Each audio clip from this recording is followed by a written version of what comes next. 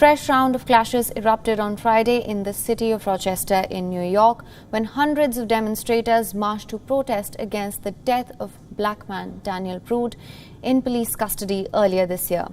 Anti-racism protests have continued to erupt in the New York's Rochester since last week after Prude's family released a body camera footage. Following the release of the footage, the city of Rochester turned into the latest flashpoint of unrest over racism and police brutality. Prude died in March, 7 days after police pressed his head into the ground and handcuffed him after encountering him running naked through the streets. Now the New York's Attorney General has moved to form a grand jury to investigate the death of Daniel Prude.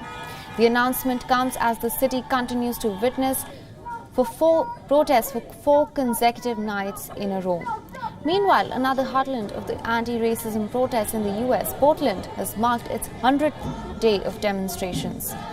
Every night for the past 100 days, Black Lives Matter supporters have gathered in a park in Portland to prepare for demonstrations outside police stations and courthouses. The Oregon city has witnessed some of its most violent clashes in the past 1 week. A man was shot dead during clashes between pro-Trump groups and Black Lives Matter protests during demonstrations. Police detained at least 27 people on Friday and declared an unlawful assembly after few of the protesters threw rocks at the officers. Black Lives Matter! Black Lives Matter! This is 100 days of us trying to take up space and being able to use our voices in a way that most of us haven't before. And I think in that way, for us, building this community and hanging out with these people every single day for 100 days, it's like building community in a way that I never really would have ever expected to see in my lifetime.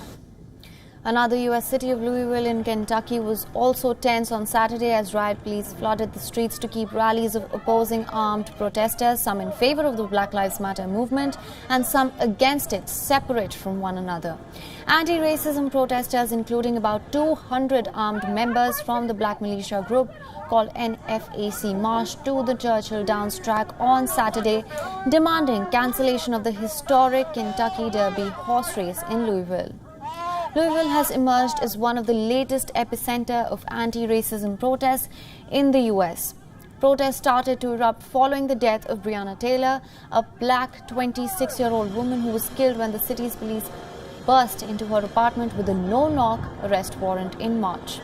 The latest uproar in Kentucky has reignited a host of demonstrations over inequality and police brutality in the U.S.